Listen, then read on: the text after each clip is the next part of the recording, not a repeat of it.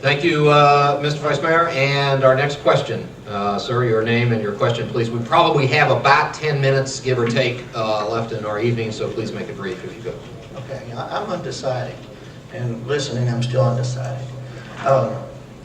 If we was to buy the water company, that would control it never being up for sale again, right?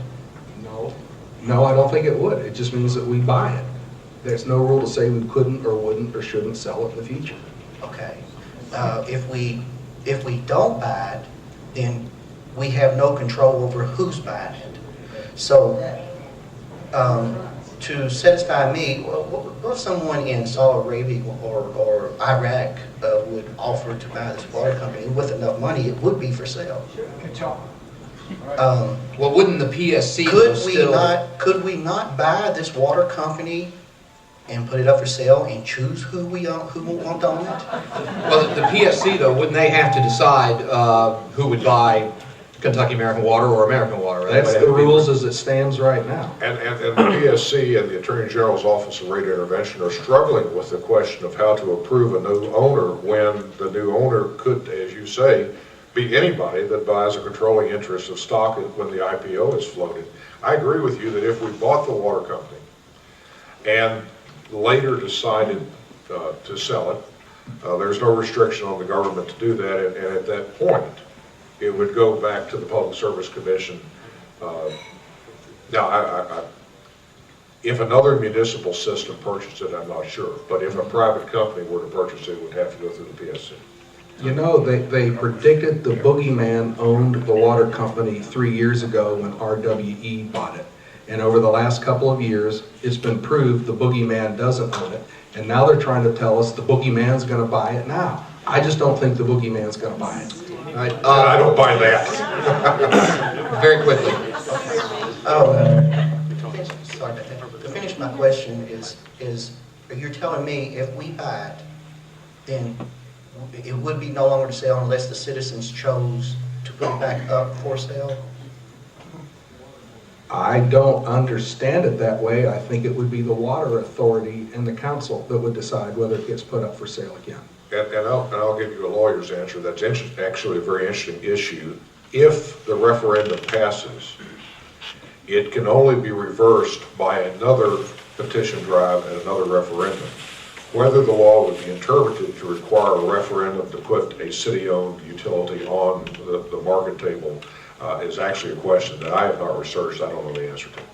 I'm going to take a call. Peggy, thanks for holding on. Your question, please. Hi. Well, I just have a neighbor that I spoke with, and he had a major problem. He had a leak, and his bill was into the several $100s, and he kept calling, and nothing was being resolved, and he continued to have this leak and got another bill, and finally he was forced to go downtown, and actually I think there was a small scene there in order to talk with someone to get something done.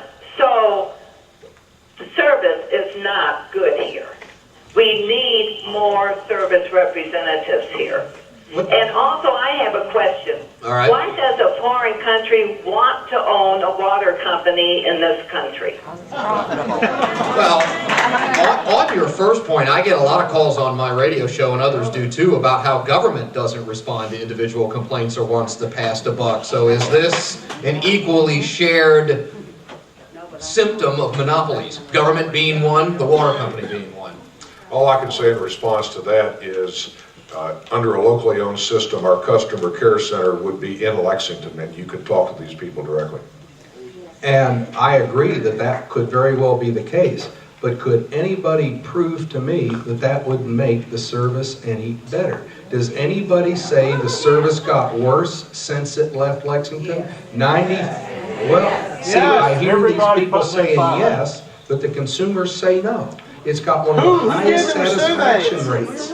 You got to remember who ran that survey. Well, you've run your fair share of surveys, and you haven't given us any information to the contrary. I'm wide open to see it. I've not run Bluegrass Flow has never run a survey, am not aware of any surveys on customer satisfaction run by anyone other than the water company. That being the case, Mr. Ackerman, how can the people from Flow sit here tonight and say they know the service has gotten worse? Because of anecdotes like the woman who called in and have reported, not that the service at your tap has gotten worse, but when they've had emergency situations, it's not the response of the repair crew that is bad. The problem is the inability to get a hold of somebody in person to discuss the problem with on anything other than a long wait on a telephone call to Alton, Illinois. So what you're saying, I guess, is those 93% of the consumers that are satisfied are wrong. Let me, in case you just joined us, we invited representatives from Kentucky American Water to be here and representatives from Bluegrass Flow as a fact-checking device, if you will, in case we got something wrong or needed some clarification. Susan Lancho is with Kentucky American Water and wants to make a clarification or correction on something. Or Right. Well, I certainly, with the caller having a problem, obviously our employees are committed to quality service every day. We are human and we're not perfect, and I regret that if that situation was incurred, that's not what we would want from customer service either. But there has been a continuous theme tonight saying that there's no one at Richmond Road to take customer service concerns. And while we do have the payment center there, we also have a customer service advocate office. And in fact, our customer service advocate is here tonight. Her name is Stacy Owens, and she's right here in the second row. So if anyone does have a concern, Stacy would love to talk to you. let me ask you this, Susan. Obviously, if it's a locally owned, government-controlled water company, or at least overseen by the local water authority, if you're not satisfied with the quality of the water, you can vote your elected officials out. What follow-up, what recourse do people have, like our caller, who can't get a straight answer, who have to make call after call? I mean, you have your customer service representative here, but obviously we're hearing from people who still are not getting a satisfactory response. What recourse do they have, especially when we don't know who's going to own it? Sure. Anytime there's a customer service issue that is not handled to a customer satisfaction through our 1-800 line, they can call 269-2386, option 6, and they'll get Stacy's office. Also, there's the Public Service Commission, which also handles customer complaints whenever a customer feels that they've not been satisfactorily addressed. All right. Thank you. We've got about 6 minutes left, and I'm going to ask each of our participants to make a brief closing statement before we wrap up. On the vote no side, that's where we're taking our next question. Your name, sir, and your question. My name is Charles. I would like Mr. Ackerman to clarify a statement that he made, and then I have a question. You said if the municipality owns the water company, people will be maintained. I take that to mean that the president, human resources, loss control, facility operations, fleet maintenance, and the engineering department and personnel will be maintained. But my question is, why not purchase a water company no matter what the cost? First, to the employees, the Woodward report that Bluegrass Flow produced and the first task force recommendation both recommended that, with the possible exception of very senior management, that all employees would be maintained in their positions. And that is certainly our recommendation. And the evening's getting late and I've lost it. Oh, the second part was, why not buy at any price?